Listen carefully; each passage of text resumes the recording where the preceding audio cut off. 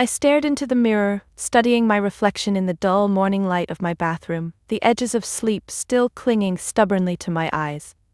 It was Thanksgiving Day again, the annual trial by fire for anyone who didn't neatly fit my family's cookie-cutter image of success.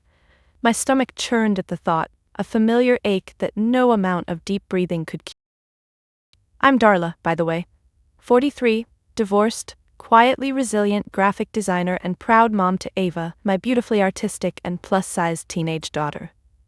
Ava's been navigating the turbulent seas of adolescence with grace, creativity, and courage, qualities my family never learned to value. In their eyes, success was about being thin, conventionally pretty, and endlessly agreeable. They worshipped status the way some families worshipped sports teams or religious icons. My sister Brandy epitomized their ideal: trim figure, high-powered career in real estate, blonde highlights immaculate enough to land her on magazine covers. My parents doted on her every whim, showering praise upon her like confetti. She was their golden child, the shining star around which the rest of the family orbited obediently. Next to her, Ava and I might as well have been invisible. I brushed back my hair, smoothing out unruly strands, and sighed deeply. This year was different. It wasn't just about survival. I'd had enough of mere endurance. Ava deserved better, and truthfully, so did I. Today, I felt a tiny but insistent voice whispering from within, urging me to stand firm, to protect Ava, to challenge the mold that had suffocated me since childhood. A soft knock pulled me out of my thoughts. "Mom?" Ava peeked around the doorframe, eyes wide with uncertainty. "Morning, sweetheart." I managed a reassuring smile, though I knew Ava could see right through me. "You sleep okay?" "Kind of," she mumbled, stepping inside fully, shifting nervously on her feet. "Do we have to go today? Aunt Brandy always makes those comments, and Grandma just laughs." I felt a painful tug at my chest.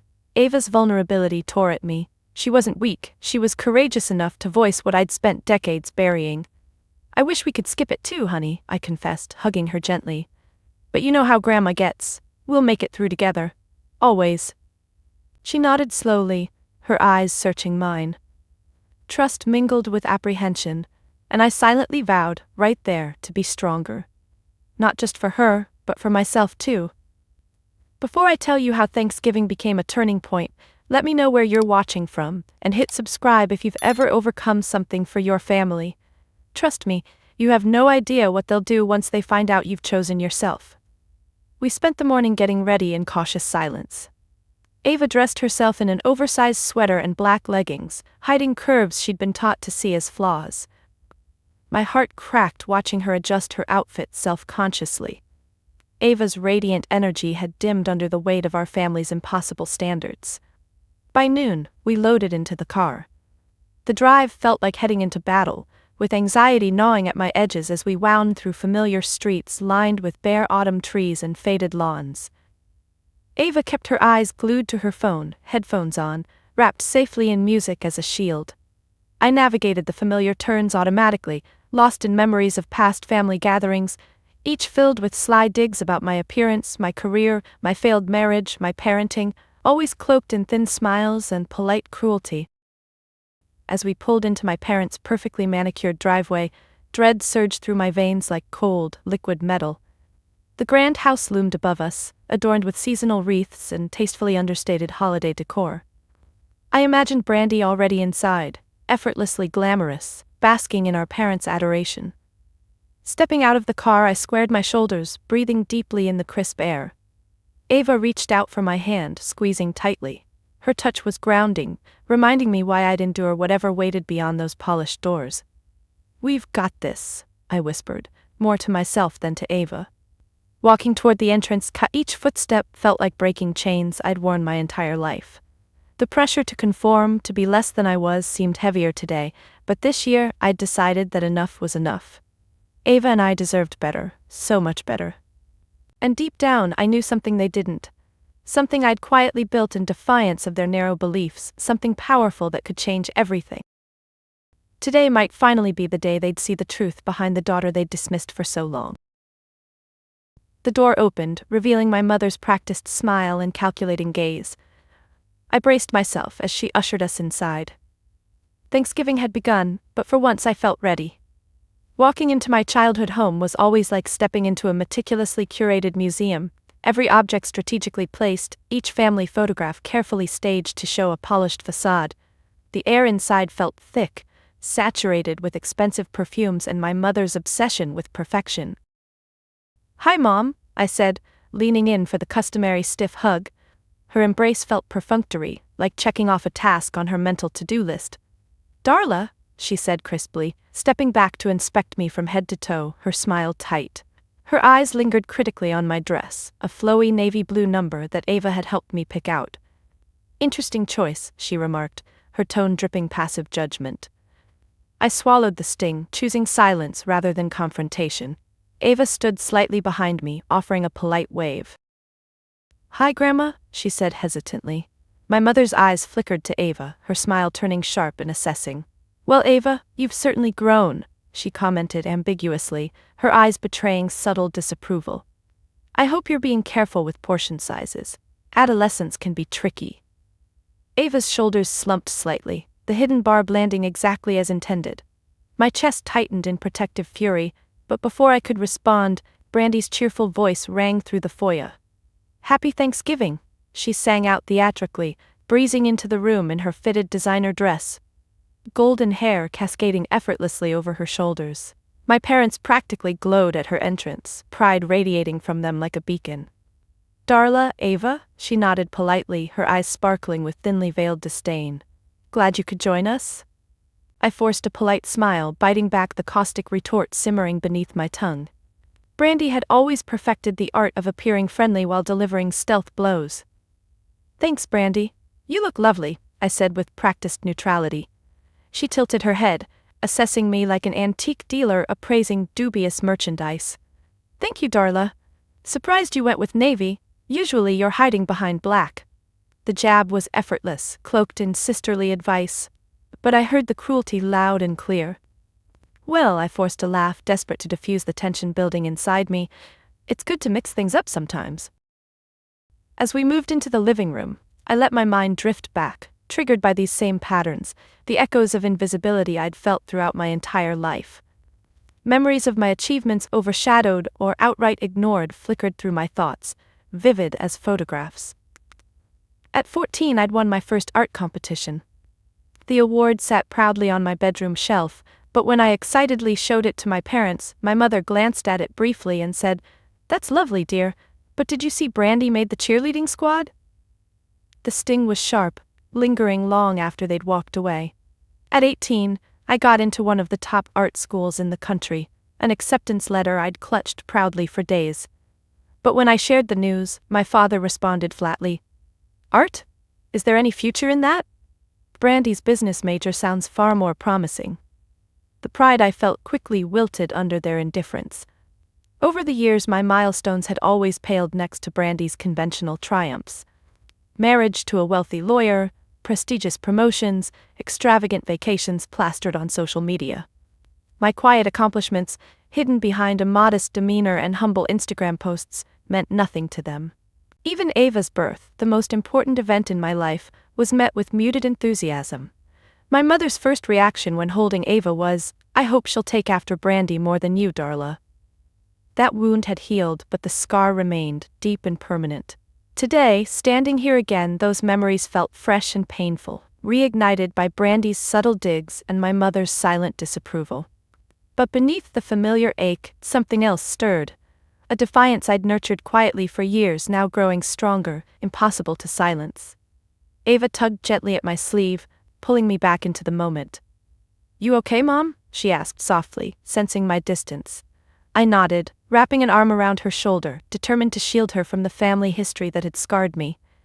"Better now," I whispered, squeezing her reassuringly. My father, appearing from the kitchen, waved us over with his typical booming cheerfulness, an effort to mask his own disappointment. "Come, ladies, dinner is almost ready. Brandy, tell us again about your latest big sale." As the family drifted eagerly toward the dining room, Ava and I lingered slightly behind, exchanging a weary glance. The stage was set for yet another performance, where Brandy would shine, and we'd fade into the background.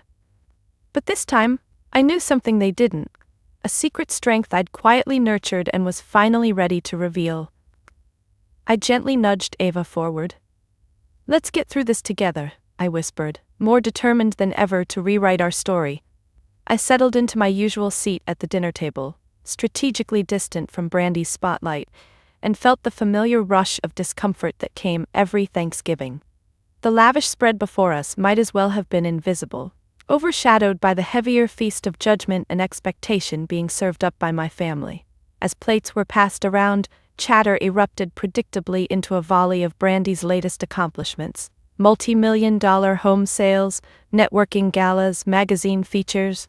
Each detail sharpened the contrast between her celebrated visibility and my comfortable obscurity. Between sips of wine, Brandy recounted stories designed explicitly to dazzle our parents, who drank up every word. And then the mayor himself told me, "Brandy, you're exactly the kind of person this city needs." My mother nodded enthusiastically, beaming. "Of course he did, you're always impressive, dear." I silently pushed potatoes around my plate, feeling Ava shift restlessly beside me. Her discomfort mirrored mine, and a fierce protectiveness surged within me. She deserved more than to sit in the shadow of someone else's hollow spotlight. And deep down, so did I. It wasn't always clear to me how badly I craved recognition. After all, invisibility had become comfortable, predictable even. But a few years ago, a quiet rebellion had sparked within me. A stubborn voice had whispered that maybe my worth didn't lie in my family's approval, but in what I could create entirely on my own. It started small. After my divorce, I'd been barely scraping by as a freelance designer. Late nights turned into early mornings, hunched over my laptop, navigating projects between Ava's school drop-offs and pickups, fueled solely by stubborn determination and countless cups of coffee. Every successful job felt like a quiet victory, a personal rebellion against the family narrative that my creativity held no value. One afternoon, during a client meeting, I stumbled upon something unexpected. The client casually mentioned that their startup desperately needed a reliable graphic design agency, one that understood the power of visual storytelling.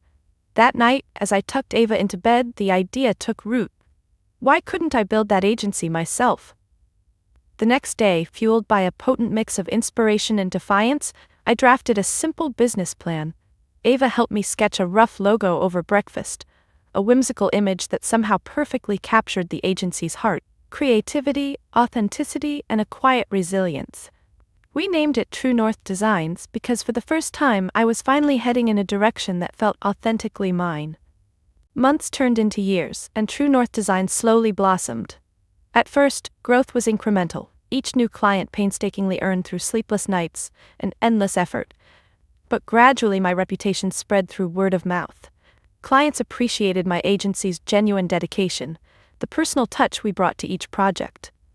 Without fanfare, without boasting, True North Designs quietly flourished, turning into something bigger than I'd ever imagined. Yet, through every milestone, the first big account, the first real profit, I kept silent, terrified that my family would dismiss this achievement too, labeling it insignificant compared to Brandy's flashy successes. So, I quietly built my secret strength, fueled by determination and self-belief. And now, just last week, the most significant breakthrough yet had come. Negotiations with a major lifestyle brand, poised to change everything. If the deal went through, True North would become a major player overnight. The thought made my stomach flutter, a mix of exhilaration and dread. Could my quiet success finally speak loudly enough to matter? At the dinner table, laughter erupted around me, snapping me back into the present. Brandy had landed a particularly sharp joke at someone's expense, likely mine, and the room echoed with polite amusement. Ava looked up anxiously, sensing my internal struggle. "Mom?" she murmured softly, eyes searching my face for reassurance. I offered her a gentle, calming smile. "I'm okay, sweetheart," I whispered back, taking her hand beneath the table. Ava squeezed it tightly, her warmth grounding me. The ache of years spent hiding suddenly felt unbearable. This quiet rebellion had been my secret, my sanctuary from their scrutiny. But maybe it was time to stop hiding my strength beneath layers of silence. Maybe the success I'd painstakingly built could finally be the bridge between who I was and who they saw me as. Perhaps the true power lay not in what I'd built, but in my willingness to own it, openly, on my terms. As Brandy continued to bask in our parents' admiration, oblivious to anyone else's existence, I felt something shift inside me. The moment was coming, the inevitable clash between my hidden truth and their superficial values. This Thanksgiving, the carefully maintained illusion would crumble. And despite the looming dread, I found myself surprisingly ready. I glanced at my phone discreetly beneath the tablecloth, heart quickening at the familiar vibration signaling an incoming email. My hand trembled slightly as I opened the screen, scanning the notifications swiftly. The email I'd been waiting for had finally arrived. Final contracts ready. Signing scheduled for tomorrow. Congratulations, Darla. This partnership will be huge for True North Designs. A wave of exhilaration surged through me, tinged with bittersweet satisfaction. Tomorrow, my quiet rebellion would transform from hidden dream to undeniable reality. Ava squeezed my hand again, sensing my distraction. I flashed her a smile, this time genuine, full of reassurance. My momentary joy was interrupted by Brandy's meticulously pitched voice, now filled with barely concealed delight, as she turned toward me. Darla, she began, eyes glittering with false warmth. You've been awfully quiet. Any thrilling art projects lately? Or is the freelance life still treating you modestly? Around the table, attention shifted uncomfortably toward me. My mother's eyes held a practiced blankness, while my father's gaze flickered to his plate, avoiding conflict at all costs. I swallowed hard, anger and pride dueling inside me. I could have spoken up, right then, to wipe the smugness from Brandy's face. But years of conditioning kept me cautious, careful not to step outside the narrow lines drawn by our family dynamics. Things are going well, I replied evenly, forcing neutrality into my voice. I've been busy. Ava's been helping with some sketches for clients too. Brandy's brows lifted in subtle skepticism. How adorable, she drawled. Mother-daughter doodles, so quaint. Ava stiffened visibly, her eyes dropping quickly to her plate, embarrassment coloring her cheeks. Protective rage boiled in my chest, threatening to break the surface.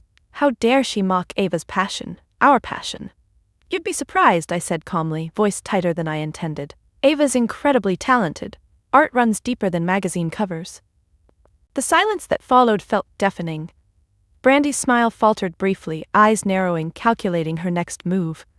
My mother quickly intervened, ever the peacekeeper, steering the conversation safely back toward neutral territory.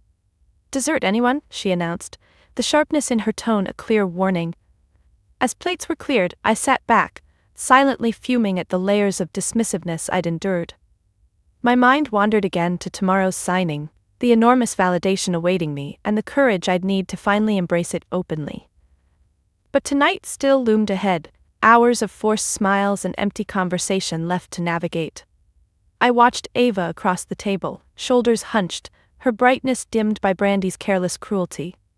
Seeing Ava withdraw into herself ignited a resolve within me, fierce and unwavering. She deserved a better example, someone who refused to be diminished, who stood proudly behind their achievements rather than hiding them from fear. Dessert arrived, lavish and perfectly plated, another superficial demonstration of family perfection. My mother handed Ava a small serving, emphasizing subtly, "Not too much, dear." Ava's face flushed deep red, shame evident as she quietly put down the fork. Actually, I interrupted abruptly, surprising even myself, Ava can have whatever she wants, she knows her own appetite. The table froze, the sudden assertion of boundaries unfamiliar territory. My mother's lips pressed tightly, eyes sharpening dangerously. Brandy arched an eyebrow in amused disbelief. Ava's gaze lifted, startled but grateful. Darla, my father began awkwardly, attempting diplomacy. Your mother just... Ava, I continued gently but firmly, turning directly to my daughter, ignoring him entirely. Eat as much or as little as you want, you don't owe anyone an explanation. Ava smiled shyly, the first authentic expression I'd seen from her all evening. Thanks, Mom, she whispered softly, relief washing over her features. Brandy chuckled dismissively, unable to resist the bait. Careful, Darla, she teased mockingly, encouraging poor eating habits isn't exactly a badge of good parenting. The cruelty of her words hung heavily in the air, undeniable and deliberate. My patience was thinning dangerously, my silence now edged with active rebellion. Good parenting, I replied calmly, eyes locking directly onto Brandy's smug face, means supporting your child's happiness and health, not molding them into some shallow image to impress others. The table fell into stunned silence again. My mother's cheeks flushed with quiet fury. My father's eyes nervously darted between us, desperately seeking an escape from confrontation. Brandy's jaw tightened visibly, eyes blazing with barely contained anger. "You've certainly developed strong opinions," she retorted sharply. "I suppose failure does breed defensiveness." Her words stung, sharp and painful, but this time, the hurt quickly gave way to something else: strength, clarity, resolve. Tomorrow, the world would finally see the truth about my supposed failure. Tomorrow, I'd stop hiding my worth behind silence. But tonight, as dessert ended and plates cleared, I quietly readied myself for the next gauntlet, the inevitable escalation that would force my family, finally, to confront who I'd become. This was the eve of judgment. But not for me. For them. And I was more ready than I'd ever been. After dessert, the room settled into the brittle calm that usually followed our family gatherings. Awkward small talk punctuated by forced laughter, tension crackling beneath a polished veneer. Brandy held court in the living room, regaling everyone with a polished story of her recent vacation in Greece. My parents sat entranced, drinking up her every word like precious nectar. I slipped quietly toward the kitchen, craving a momentary reprieve. Ava followed closely behind, her expression an unspoken mix of gratitude and residual anxiety. Alone together by the sink, away from judgmental gazes, we exchanged a wordless look of relief. "You okay?" I murmured softly, reaching out to tuck a strand of Ava's dark curls behind her ear. She shrugged lightly, trying to seem indifferent, but her voice shook a little. "I guess it's just hard, you know? Aunt Brandy makes me feel like there's something wrong with me." Anger prickled beneath my skin, but I forced my voice to remain steady. "Listen to me, Ava. There's absolutely nothing wrong with you. Your beauty, your creativity, it's yours, and nobody can take that away." She nodded, eyes glistening slightly. "I wish they saw me like you do." I hugged her tightly, fiercely protective. "Someday they'll regret not seeing you clearly," I whispered. "But until then, never apologize for who you are." Our quiet moment was shattered abruptly by the sound of high heels clicking confidently across the kitchen tiles. Brandy appeared, a satisfied smirk curving her lips as she glanced pointedly at our embrace. "Darla, still comforting Ava, I see," she remarked casually, leaning against the counter. "Isn't it exhausting constantly defending mediocrity?" My blood surged hot with indignation, but I fought to maintain my composure. Ava tensed beside me, shrinking back into herself. "Supporting my daughter is never exhausting," I replied evenly. "Though I can't imagine you'd understand, Brandy." She laughed softly, dismissing my retort with practiced ease. "Of course, but really, Darla, at some point, aren't you tired of pretending your life choices have been successful? You could at least spare Ava from your delusions." The cruelty hit like a blow. Ava flinched visibly, eyes filling with hurt. Every protective instinct flared within me, and my restraint began to fray. "My choices have given Ava something you never had," I countered coldly. "Love that's unconditional, not based on appearances or achievements."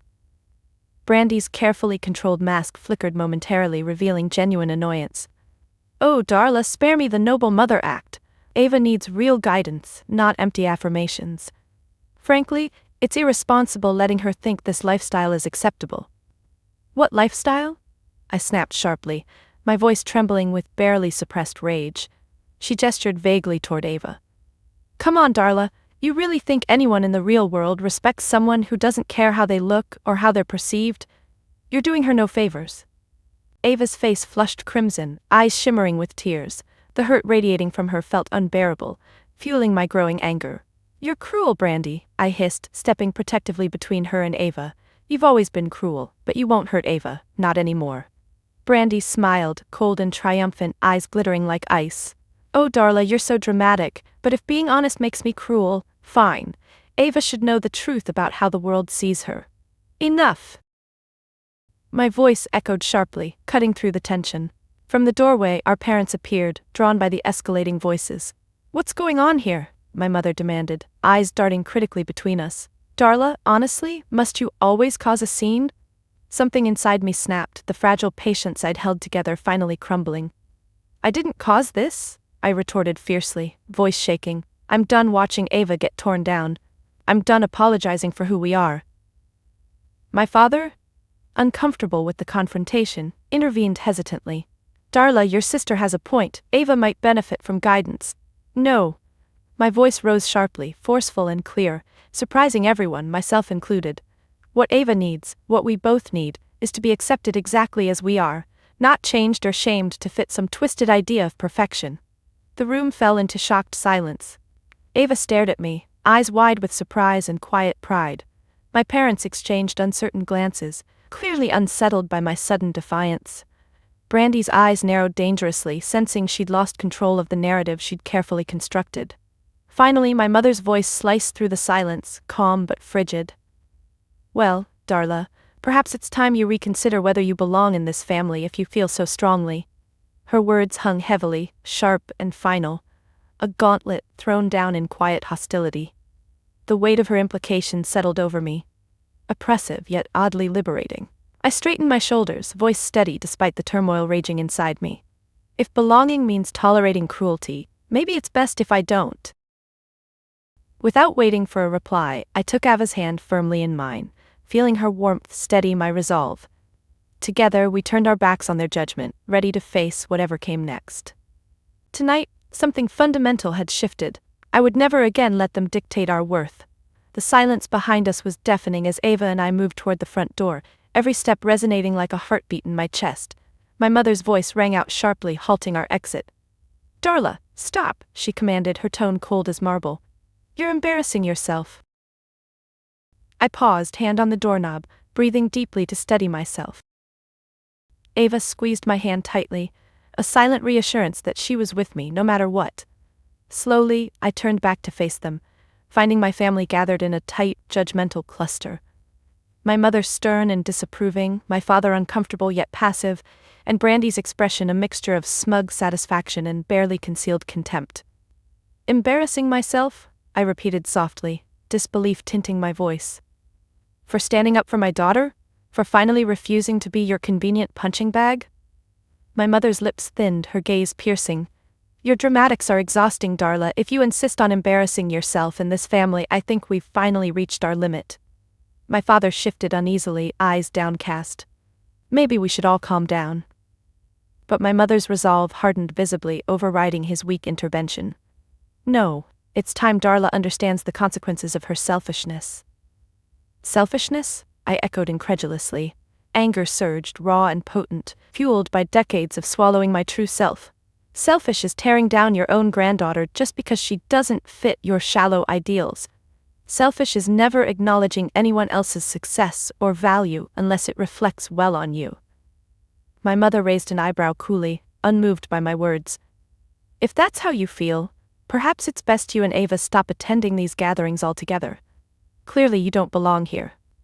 Brandy folded her arms, watching smugly, silent approval radiating from her posture. My throat tightened, the gravity of her words landing heavily. Even after years of subtle exclusion, outright rejection stung sharply.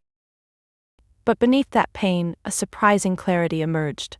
Perhaps this harsh disownment was exactly the push I needed, permission to finally free myself from their toxic grasp. I nodded slowly, voice quiet but steady. If belonging here means constantly feeling inadequate, then you're right, we don't belong here. My mother's gaze faltered momentarily, genuine surprise flickering in her eyes, but she quickly recovered, raising her chin defiantly. Then consider this goodbye, Darla. Ava stiffened beside me, squeezing my hand tighter, her strength bolstering my resolve. I looked directly at my mother, meeting her cold stare without flinching. You know, I've spent my whole life waiting for your approval, waiting for you to see my worth. But today, you've finally shown me clearly that it was never about me, it was always about you. Brandy scoffed lightly, dismissive and bored. Darla, please spare us the victim speech. I turned to her sharply, my voice edged with newfound steel. You're right, Brandy, I'm done being a victim, and Ava won't be one either. I felt Ava draw closer, pride warming her features, replacing shame and embarrassment with a blossoming sense of self-worth. She needed this, needed to see that we could stand firm against those who sought to diminish us. My father, visibly distressed by the tension, cleared his throat awkwardly. Perhaps we can all take a step back. No, my mother interrupted curtly, authority unwavering.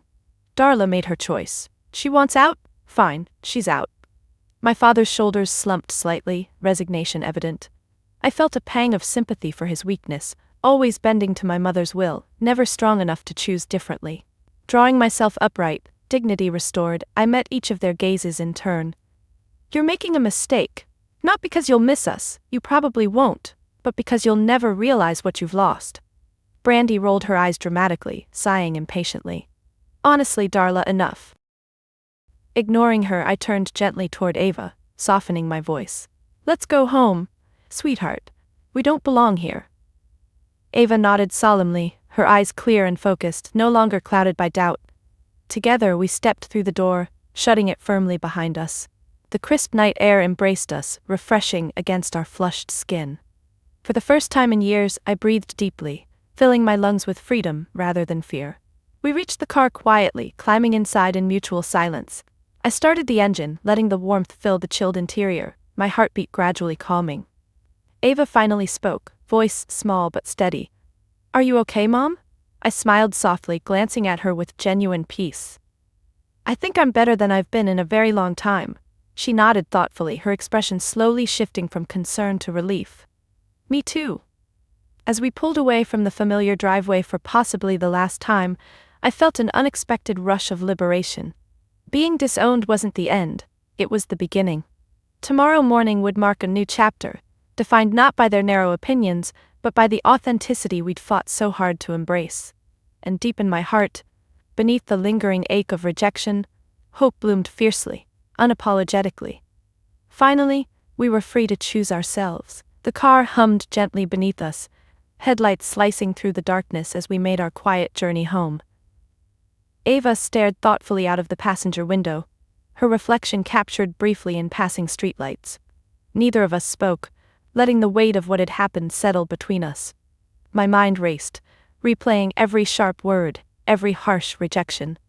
The sting of my mother's icy dismissal lingered, mixing with the strange euphoria of finally breaking free. For so long, I'd feared exactly this scenario, being openly cast aside by my family, but now, sitting here beside Ava, it felt surprisingly different. It felt necessary. Suddenly, my phone buzzed loudly in the quiet, startling us both. Ava glanced curiously at me as I fumbled to answer, placing it on speaker. "Darla, it's Carter," a familiar voice echoed urgently from the speakers. My business partner, friend, and the one who'd guided me through the toughest days of building True North Designs. "I've been trying to reach you. Did you see the latest email?" "No," I replied hesitantly, sensing his excitement even through the phone. "We were busy. What happened?" His laughter crackled through, bright and infectious. "The client didn't want to wait until tomorrow. They've already signed. True North is officially a partner with Bloom & Birch. Darla, the deal is done." Shock rippled through me, disbelief quickly giving way to elation. Bloom & Birch, a major lifestyle brand known for promoting body positivity and diversity, was exactly the kind of partnership I'd dreamed of. One powerful enough to shift True North Designs from quiet obscurity into the spotlight. Ava's eyes widened in awe as she absorbed Carter's words, recognition dawning on her face. "Mom," she whispered, "does this mean?" I nodded slowly, letting the magnitude of the moment sink in fully. "It means our lives just changed forever, sweetheart," Carter continued eagerly.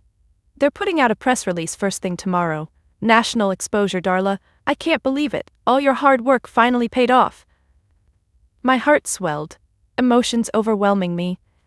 The success I'd quietly nurtured, hidden from my family out of fear, had broken free on its own terms. It was poetic, beautifully defiant. "Thank you, Carter," I managed softly, my voice thick with gratitude and unshed tears. "I couldn't have done it without you." He chuckled warmly. "You're the heart of this, Darla. Own it. This is your moment." As the call ended, Ava and I exchanged stunned glances, joy and disbelief mingling in our expressions. After years of fighting invisibility, my quiet strength had finally found its voice, loud and clear, impossible to ignore. "You deserve this, Mom," Ava said earnestly, her voice stronger now, buoyed by pride. "They'll have no choice but to see how amazing you are." I laughed softly, warmth filling me. "We both deserve it. You inspired me every step of the way, Ava. This victory is ours." We pulled into our driveway, the comforting glow of our modest home welcoming us. Inside, Ava flopped onto the sofa, smiling genuinely for the first time all evening. As I stood in the kitchen, leaning against the countertop, reality slowly sank in. I'd gone from public humiliation to undeniable triumph within mere hours. Then, as if scripted for a drama, my phone vibrated again, a message notification illuminating the screen. My heart skipped. It was Brandy. The preview was curt but revealing. "Heard your news. Why didn't you say something earlier? Call me." A bitter chuckle escaped my lips. Predictably, now that my success carried validation beyond family approval, she suddenly found reason to reconnect. But her approval felt hollow, insignificant. I'd spent too long desperately wanting it. Now, I no longer needed it. "What is it?" Ava asked curiously, noticing my expression shift. I showed her the message, watching her eyes narrow slightly. "Typical," she said, shaking her head with newfound maturity. "Now they care." "Exactly," I replied calmly, feeling a surprising peace within me. "But we don't have to care back." She smiled warmly, her strength radiating clearly, mirroring my own internal shift. Together? We'd finally broken free to define ourselves without seeking their validation. I composed a brief, firm response to Brandy, fingers steady as I typed. "You made your choice tonight, Brandy. I've made mine. Good luck." With a simple tap, I sent the message, sealing the boundary I'd long needed to set. Ava watched approvingly, understanding the weight of my decision. Settling beside her on the sofa, I felt an unexpected calmness wash over me. Tomorrow, the world would see the real Darla, successful, resilient, and unapologetically authentic. But tonight belonged to us, a quiet celebration of victory and independence. The humiliation I'd endured just hours earlier felt distant, insignificant compared to the fierce pride now blazing within me. This moment wasn't just about validation or success. It was about finally claiming the life I'd secretly built, stepping boldly into the spotlight I'd long deserved. Tomorrow, the truth would shine unmistakably bright. Tonight, however, was already perfect, filled with peace born from realizing my worth wasn't something anyone else could grant or deny. It was something I'd always carried, waiting patiently for the right moment to emerge. I woke the next morning to a barrage of notifications on my phone, blinking insistently, each one a powerful affirmation that life had changed irreversibly overnight. True North Designs was officially the talk of the industry. The partnership announcement with Bloom & Birch, spreading like wildfire across social media. My quiet rebellion was no longer quiet. It had erupted into full, dazzling view. Sitting up slowly, I took a deep breath, absorbing the magnitude of the moment. The pain of yesterday's rejection still lingered, a quiet ache beneath the exhilaration. But the balance had shifted dramatically, leaving me surprisingly clear-headed and deeply grounded in my own sense of worth. The buzz of my phone pulled me back to reality, displaying my mother's number with relentless urgency. My heart twisted slightly, torn between hope and caution. Taking a steadying breath, I answered calmly. "Darla!" My mother's voice came through the speaker, measured yet noticeably strained. "We've seen the news. You certainly kept this quiet." I smiled wryly, leaning back against the pillows. "Would it have mattered if I hadn't? Would it have changed anything?" She hesitated briefly, unusual for her. "Perhaps we misjudged you." The admission was small, carefully restrained, but it resonated powerfully through me. Yet alongside this acknowledgement was a shadow of suspicion. Was this truly regret, or just an attempt to reclaim a successful daughter? "Misjudged?" I repeated evenly, allowing her word to settle. "Mom, it wasn't just about misjudgment, it was about you choosing what mattered most. Status over authenticity, appearances over family." Silence stretched heavily, punctuated only by the distant murmur of morning traffic outside my window. "I admit we could have been more supportive," she finally said, her tone clipped yet unmistakably humbled. "Perhaps we could try again. Meet for coffee and discuss this." I closed my eyes briefly, feeling the familiar pull toward reconciliation, toward old patterns of seeking their approval. But this time, it felt different. This time, I no longer needed their acceptance to validate my worth. "No," I said softly, resolutely. "I appreciate your call, Mom, I truly do. But I'm no longer interested in proving myself to you or Brandy or anyone else. If we ever reconcile, it'll be because you genuinely value me and Ava for exactly who we are. Until then, I think we all need space." Her breath caught slightly, betraying genuine surprise. "Darla?" "Goodbye, Mom," I interrupted gently, firmly ending the call. I felt no satisfaction from the confrontation, only calm assurance. Boundaries, I realized, were not punishments, they were protection. Strength wrapped in quiet dignity. I slipped from bed, heading toward Ava's room, where she was already awake, scrolling through her phone with wide-eyed amazement. She looked up, her excitement contagious. "Mom, everyone's talking about you, about True North," she exclaimed happily. "You're trending." I laughed softly, sitting on her bed. "Feels a bit surreal, doesn't it?" Her smile faltered briefly. "Did Grandma call?" "Yes," I admitted calmly, reaching out to squeeze her hand gently. "But don't worry, I set clear boundaries, they're not gonna walk all over us again." She nodded thoughtfully, her expression mature beyond her years. "You know, Mom, I'm glad things turned out this way. It feels like we can finally breathe." My heart swelled warmly, pride mixing with deep affection. "Exactly," I agreed softly, feeling the weight of decades lift gently from my shoulders. "We don't need anyone else's validation anymore. We have our own." The morning passed quickly, filled with joyful calls from friends and colleagues, people who'd supported me quietly all along. Carter arrived with flowers and celebratory donuts, laughter filling our modest home, genuine and effortless. These were the moments I'd dreamed of, not praise built on shallow pretenses but authentic recognition from those who'd always seen me clearly. Yet, amid the joy, my phone buzzed once more, a message from Brandy. "Mom said you refused to meet. Don't burn your bridges, Darla, family should matter." I stared at the screen, the hypocrisy of her words suddenly stark and clear. After years of tearing me down, she was now pleading family loyalty? I typed quickly, my response calm but unyielding. "Family should always matter, Brandy. That's exactly why we won't accept cruelty disguised as concern anymore." With a decisive tap, I sent it, feeling an unexpected liberation wash over me. Carter, noticing my distraction, tilted his head curiously. "Everything okay?" I smiled warmly. Meeting his gaze firmly. "Better than okay. I think I'm finally done trying to justify myself." He nodded approvingly, offering a gentle grin. "Welcome to the other side, Darla." I laughed softly, feeling light, genuinely happy. "Feels good." Throughout the rest of the day, Ava and I enjoyed simple moments, cooking together, laughing freely, celebrating quietly in the sanctuary of our own home. Without the oppressive weight of family judgment, our small world felt expansive, limitless in potential. As night fell, Ava curled up beside me on the sofa, her voice sleepy but content. "Mom? Yes, sweetheart?" "I'm proud of you," she whispered softly, eyes already drifting closed. Warmth flooded my chest, joy mingling with deep relief. "And I'm proud of you too, Ava. We did this together." She smiled sleepily, nestled securely beside me. For the first time in my life, I knew exactly who I was, and finally, it was enough. A week after Thanksgiving, my living room buzzed with warmth, laughter echoing off the walls. Ava was sprawled comfortably on the floor, sketchpad in hand, chatting animatedly with Carter's daughter Maisie, whose vibrant purple hair seemed to capture her effervescent spirit, perfect. Carter lounged across from me, sipping coffee as we watched the girls collaborate joyfully on a design project. The contrast to the frigid atmosphere of my parents' house was stark. Here, authenticity wasn't something to be hidden. It was celebrated openly, embraced warmly by people who genuinely cared. "I think they've officially become inseparable," Carter remarked with amusement, nodding toward Ava and Maisie, who were now debating color palettes with passionate enthusiasm.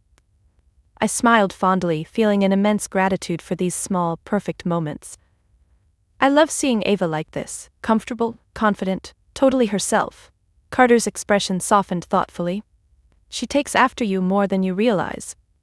The sincerity of his words warmed me deeply. After years of feeling invisible and inadequate, hearing genuine acknowledgement still felt novel, even thrilling. "Thank you, Carter," I said quietly, meaning it profoundly. "For everything." He raised his coffee mug in gentle acknowledgement, his smile genuine. "It's been my privilege, Darla. Watching you finally realize your strength has been amazing." The girls paused briefly, glancing our way, their smiles wide and infectious. Ava's eyes sparkled, a vivid reminder of how far we'd both come in such a short span. Maisie piped up brightly. "Did Ava tell you we're designing a mural for the new youth center? They saw her work online and reached out yesterday." Surprised, I looked at Ava, whose cheeks flushed pink with a shy but proud smile. "I was going to mention it later," she murmured bashfully. "It's not a huge deal." Maisie nudged her playfully. "It is totally a huge deal, Ava." I laughed softly, pride swelling inside me. She's right, it is. You should be incredibly proud. Carter grinned, leaning forward enthusiastically. Your art deserves recognition, Ava. Own it, just like your mom is owning her success. Ava ducked her head modestly, but her smile grew bolder, more confident. Thanks, guys. The warmth of this moment filled my chest, profound in its simplicity. True family, I realized clearly now, wasn't determined by blood but by genuine acceptance, encouragement, and mutual respect. These were the bonds worth nurturing, worth protecting fiercely from any intrusion, even from those who claimed to share our last name. My phone buzzed quietly, screen lighting up discreetly. Another message, this time from my father. My heart tightened slightly as I opened it cautiously. Hi, Darla. Just wanted to say I'm proud of you. I wish I'd been stronger for you sooner. Maybe one day you'll forgive me. A surprising tenderness washed over me, mixed with sadness. He'd always been weak, afraid to stand against my mother's harsh authority. Yet his regret felt real, a small flicker of hope in an otherwise fractured relationship. What is it? Carter asked gently, noticing my quiet distraction. I exhaled slowly, showing him the message. My dad. He nodded thoughtfully. How do you feel? I considered his question carefully. Conflicted. Part of me wishes he'd stood up sooner. But another part hopes maybe this is genuine. Carter's expression turned gently reflective. Family dynamics are complicated. It's okay if you need time. Remember, you set the terms now. His words resonated powerfully, affirming the quiet resolve I'd cultivated over the past week. Carter was right. I didn't have to rush reconciliation. Boundaries weren't walls, they were doors I controlled. I could open them selectively, carefully, on my own terms. I quickly typed a reply, brief but meaningful.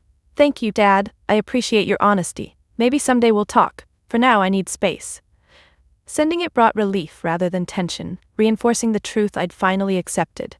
Peace wasn't found through others' approval, but through honoring my own emotional safety. Everything okay? Ava asked gently, sensing my reflective mood. I nodded warmly, feeling genuinely at ease. Absolutely, just reaffirming our boundaries. She smiled knowingly, maturity shining brightly from her gaze. Feels good, doesn't it? I chuckled softly, nodding in heartfelt agreement. Better than I ever imagined. As the evening stretched into comfortable, laughter-filled hours, I marveled quietly at this unexpected joy. Ava and Maisie giggled endlessly, their artistic energy blossoming freely, unburdened by judgment. Carter and I shared easy conversation, navigating the delicate edges of friendship and partnership with practiced ease. In these gentle, authentic connections, I glimpsed the kind of life I'd always craved but never believed possible. A life built firmly on self-respect, authenticity, and chosen family. A life unshackled from toxic expectations and superficial validation. When everyone finally left, the house felt quiet, but not empty, filled instead with residual warmth from genuine companionship. Ava curled up beside me again, contentment clear in her relaxed posture. This was nice, Mom, she whispered sleepily, eyes fluttering closed. It was, I agreed softly, stroking her hair gently. It feels like home. As her breathing slowed into peaceful sleep, a profound truth settled warmly in my chest. I hadn't lost family. I'd simply found the right one. And finally, everything felt exactly as it should be. In the weeks that followed, life took on a clarity I'd never experienced before. True North Designs surged ahead, gaining momentum with every new opportunity, each success quietly affirming the bold choice Ava and I had made. Yet, even as our outward lives grew busier, inwardly I found myself becoming fiercely protective of the boundaries we'd established, determined to safeguard our newfound peace. My mother tried calling a few more times, each voicemail polite but restrained, carefully masking her discomfort with distance. Brandy eventually stopped reaching out, retreating silently, once she realized her attempts at reconciliation, or control, weren't going to be entertained. My father occasionally messaged, respectful but tentative, clearly uncertain of how to bridge the gap he'd silently allowed to form over decades. Each interaction reminded me how vital boundaries were, protecting the fragile peace Ava and I had carved out. One bright December afternoon, as snow began gently blanketing the town, Ava and I stood in front of the youth center's freshly completed mural, a stunning piece full of vivid colors and rich imagination. Ava had poured her heart into the project, and the result was breathtakingly authentic. attracting attention and praise from the community. "Do you think they'll like it?" Ava asked nervously, tugging at her scarf, cheeks flushed from the crisp air. I wrapped an arm warmly around her shoulders, proud beyond words. "They'll love it, sweetheart. It's incredible, just like you." She smiled shyly, confidence blossoming in her eyes. Around us, people gathered, marveling at Ava's artwork, their genuine appreciation filling the air with warmth. Maisie and Carter arrived soon after, bearing hot chocolate and enthusiastic praise. "This is amazing, Ava," Carter said warmly, nudging her gently. "You've really got something special." Maisie hugged Ava excitedly, giggling brightly. "Everyone at school is gonna freak when they see this." As we stood together, I felt a sudden sense of completeness. Here, with these chosen connections, relationships built on mutual support and unconditional acceptance, I finally understood what family truly meant. It wasn't about shared blood, but about genuine understanding, about championing each other's successes without envy or hidden agendas. Later that evening, as the sun dipped low and the crowd dispersed, Carter lingered beside me, both of us quietly watching Ava and Maisie laughing in the snow. "You've done an incredible job raising her," Carter said softly, genuine admiration warming his voice. Emotion welled inside me, gratitude and pride mingling together. "We've raised each other," I admitted honestly. "She's taught me just as much as I've taught her." He smiled gently, glancing thoughtfully toward me. "How are you handling everything else? Family, boundaries, all of it?" I took a deep breath, reflecting carefully before responding. "Honestly, it's complicated, but for the first time, it feels like my choice. I'm learning to live without seeking permission, and it's liberating." Carter nodded understandingly. "Good. You deserve peace, Darla, and so does Ava." As we walked home beneath softly falling snow, Ava slipped her arm comfortably through mine, contentment radiating from her relaxed expression. "Today felt good," she said quietly. "Really good." I squeezed her arm gently, agreeing wholeheartedly. "It did. I think we're finally exactly where we belong." Over the next several days, I formalized the boundaries I'd set internally, blocking negativity from our lives without hesitation. Phone numbers that brought anxiety were muted, and invitations to family events politely but firmly declined. Each act felt empowering, intentional, reclaiming my narrative, one decision at a time. My father's tentative messages became slightly more frequent, gentle overtures signaling his respect for my space, while still hoping to reconnect. His sincerity softened my heart, reminding me boundaries weren't rigid prisons but flexible tools I controlled. One evening, I replied carefully, offering an invitation for coffee. Just him and me, somewhere neutral, with clear ground rules: honesty, mutual respect, and no judgment. His grateful acceptance came swiftly, cautious yet hopeful. The meeting took place in a quiet coffee shop, snow softly blanketing the windows, the atmosphere calm and intimate. We sat opposite each other, both tentative but sincere in our efforts. "I failed you," he began softly, voice thick with genuine regret. "I failed you as a father and Ava as her grandfather." I absorbed his words quietly, emotions tumbling inside me. Hurt, anger, but also compassion. "You did," I replied honestly, voice gentle but firm. "But you're here now, and that matters." He nodded solemnly, eyes shimmering slightly. "I know I can't fix the past, but I'd like to try to be part of your future, however you'll allow." My heart softened further, moved by his quiet humility. "We can start small," I said slowly, carefully outlining my terms. "Respect my boundaries, respect Ava's individuality, accept us exactly as we are, no conditions. Can you do that?" He nodded firmly, sincerity shining clearly in his eyes. "I promise, Darla, I won't let you down again." As we left the coffee shop, something within me healed slightly. Not because he'd magically repaired years of neglect, but because I'd finally reclaimed control. The boundaries I'd erected weren't about isolation, they were about empowerment, respect, and genuine connection. When I returned home that night, Ava curled up beside me, looking at me curiously. "How did it go?" I smiled softly, feeling lighter, freer. "Good, it's a start." She nodded thoughtfully, understanding far beyond her years. "Boundaries feel powerful, don't they?" "They do," I agreed warmly, feeling gratitude deeply. "They really do." Together we settled into comfortable quiet, secure in the knowledge that our lives were finally ours to define. Safe within the fortress we'd carefully built, protected not by walls, but by intentional respect and unwavering self-love. The arrival of spring brought with it fresh beginnings, brighter days, and opportunities that once seemed beyond my grasp. True North Designs was thriving, no longer quietly resilient but openly flourishing, respected for its authenticity and creative vision. Yet, even amid growing success, one thing remained constant. My dedication to ensuring our legacy was defined by compassion, authenticity, and genuine empowerment. One afternoon, Ava and I stood proudly in front of the newly opened True North Community Art Space, a project born directly from our journey.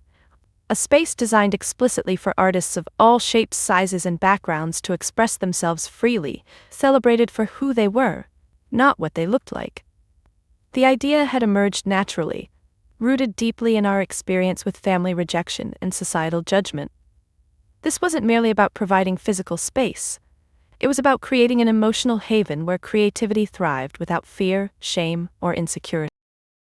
Ava's eyes sparkled as she stood beside me, absorbing the bright, welcoming atmosphere filled with art supplies, comfortable chairs, and walls begging to be transformed by imagination. "Mom, this is perfect," she breathed softly, awe radiating from her expression. I squeezed her hand gently, heart swelling with pride. "It's ours," I whispered, meaning every word. "And it's for everyone who's ever felt invisible or misunderstood." Soon, the room filled with curious visitors, young artists, families, community members, all buzzing with excitement, exploring the welcoming environment we'd created. Among the guests, Carter and Maisie mingled cheerfully, greeting newcomers warmly, making everyone feel instantly at ease. My father arrived quietly, his presence a gentle sign of support and acknowledgement of the boundaries we'd carefully established. True to his word, he'd respected my terms, stepping cautiously into our lives, committed to repairing what remained of our relationship. "Darla," he greeted warmly, nodding respectfully toward Ava, who smiled gently back. "I'm proud of what you've created here." "Thank you," I replied sincerely, appreciating his quiet recognition. "It means a lot." He lingered briefly, observing thoughtfully before speaking again. "This place, it reminds me of everything I should have supported from the start. I'm grateful you're allowing me this chance." Emotion tightened my throat, but my voice remained steady. "We both deserve a second chance, Dad." He smiled gently, relief evident. "I won't waste it." As he moved through the space, quietly appreciating the artwork and atmosphere, I felt deeply comforted. This was genuine reconciliation, built on respect, honesty, and clear boundaries. As the day progressed, Ava captivated visitors by demonstrating her artwork, freely sharing her talent, comfortable in her own skin. Watching her interact confidently with others was deeply rewarding, reminding me how essential our journey had been, not just for myself, but for Ava, who'd blossomed remarkably through adversity. Later that evening, as visitors gradually left, Carter approached warmly, smiling broadly. "Today was incredible, Darla. You've created something extraordinary here." I smiled gratefully. "We did it together, Ava and me, and you and Maisie, and everyone who believed in us." He nodded earnestly, expression reflective. "It's inspiring how you've reclaimed your own legacy. Your family name is finally being recognized for something genuinely meaningful." His words resonated deeply. This was more than a business success or artistic achievement. It was reclaiming dignity, reshaping the narrative, using our experiences not merely to survive, but to thrive and inspire others. Ava joined us, Maisie beside her, both beaming happily. "Everyone loved the space, Mom," Ava said excitedly, eyes sparkling. "I think it really mattered." I hugged her warmly, feeling profoundly grateful. "That's because it does matter. This is our legacy, one built on authenticity, kindness, and strength." Maisie nudged Ava gently. "And talent, obviously." Laughter echoed softly between us, genuine and comforting. Moments like these made every past struggle worthwhile. As the evening ended and everyone departed, Ava lingered thoughtfully beside me, gazing around the quiet, beautifully imperfect space we'd created. "Mom, did you ever think we'd be here after everything?" I smiled gently, shaking my head. "Honestly, no. But now I realize we needed every challenge, every rejection, every painful step to find our true direction." She nodded thoughtfully, maturity deepening her gaze. "Maybe that's what art is, turning pain into something beautiful." I squeezed her shoulder gently, moved deeply by her insight. "Exactly. And we're finally in control of our story." Returning home later, peace filled our quiet evening. a contentment born from genuine self-respect and confidence in our own path. As we curled up together on the sofa, Ava resting comfortably beside me, I felt the legacy we'd built resonating powerfully around us. No longer bound by family expectations or societal pressures, we'd rewritten our narrative into one of empowerment, resilience, and profound authenticity. True North Designs, the community space, Ava's art, each was part of a tapestry representing everything we'd overcome, proudly reclaiming our place in the world. "Mom," Ava murmured sleepily, nestled close, "thanks for choosing us." Tears pricked my eyes softly, love swelling fiercely inside me. Always, Ava. Choosing us was always the right choice. And in that quiet moment, secure in our hard-won legacy, the weight of the past lifted completely, leaving only the gentle promise of the future, one entirely of our own creation. I stood quietly in the dim glow of the evening, gazing around the empty community space we'd built, a sanctuary born from our journey, now resting peacefully after a vibrant day. Each artwork, each brushstroke, each color choice spoke of resilience, of reclaiming power from those who once diminished us. It was late spring now, the air sweet with warmth and renewal. Ava was across the room, carefully tidying up art supplies, her movements relaxed and confident. Watching her brought deep contentment. She'd grown beautifully into her skin, comfortable in her talents, confident in her worth. Reflecting quietly, I realized something fundamental had changed within me. The validation I'd sought for so many years, painfully from my family, quietly from the world, was no longer external. It flowed steadily from within, rooted firmly in authentic self-acceptance and a deep, unshakable pride in the life I'd built with Ava. My phone vibrated gently, pulling my attention briefly. It was a text from my father. "Just wanted to say again, I'm proud of you, Darla, truly. Love you both." I smiled softly, heart warm with gratitude. My father and I weren't perfect, but our cautious, respectful rebuilding felt meaningful, grounded in mutual respect and honesty. Brandy and my mother had become quieter, accepting my boundaries and perhaps even reflecting privately on their choices. I felt neither anger nor bitterness, only quiet resolve, an openness to reconciliation on terms built by mutual respect, not obligation. "Everything okay?" Ava asked gently, noticing my thoughtful pause. I nodded warmly. "Everything's exactly as it should be." She smiled knowingly, understanding deeply. "Feels good, doesn't it?" "It does," I agreed softly, heart full. In truth, peace wasn't a destination I'd consciously sought. It was something I'd gradually uncovered beneath layers of hurt, fear, and self-doubt. Each decision, each boundary I'd set, each step toward authenticity had led here, to quiet certainty, profound self-validation, and a life filled richly with genuine connection. Carter and Maisie arrived briefly to say goodnight, their presence a gentle reminder of the community we'd built around us, one based not on obligation but on genuine acceptance and mutual growth. "Good night, Darla," Carter said warmly, his voice filled with sincerity. "Thank you again for everything." I smiled softly, heart warmed deeply. "Thank you. None of this would have happened without your belief." Maisie hugged Ava tightly, their friendship beautifully reflective of the space we'd created, safe, supportive, and authentically joyful. "See you tomorrow, Ava," Maisie called cheerfully, waving goodbye. As the door closed behind them, Ava slipped her arm comfortably through mine, eyes soft with contentment. "You know, Mom, this feels like the start of something really important." I nodded quietly, deeply moved by her insight. "It is. Because we're living authentically, fully ourselves, exactly as we are." She leaned her head gently against my shoulder, her voice soft and reflective. "Do you ever think about what life would have been if we hadn't stood up to them?" I sighed softly. Genuinely reflective. "Honestly, Ava, I do, but only to remember how far we've come. I can't imagine ever going back to feeling invisible." She smiled warmly, eyes sparkling with quiet pride. "Me neither." In the calm of the evening, surrounded by the tangible symbols of our journey, the artwork, the open space, the genuine relationships we'd fostered, I felt a deep, unshakable peace settle comfortably within me. This was the life I'd always deserved but had been afraid to claim.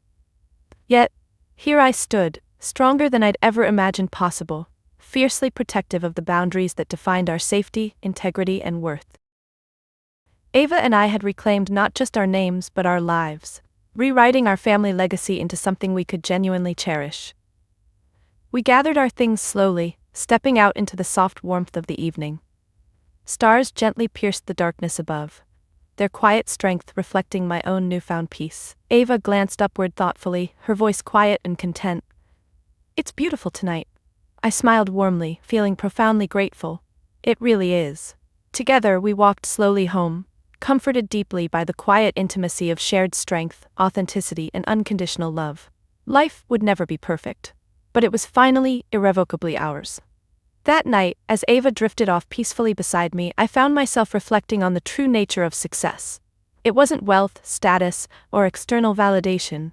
It was the quiet certainty that came from honoring your truth, fiercely protecting your boundaries, and choosing authenticity above all else. As I closed my eyes, contentment washed gently over me, peaceful and affirming.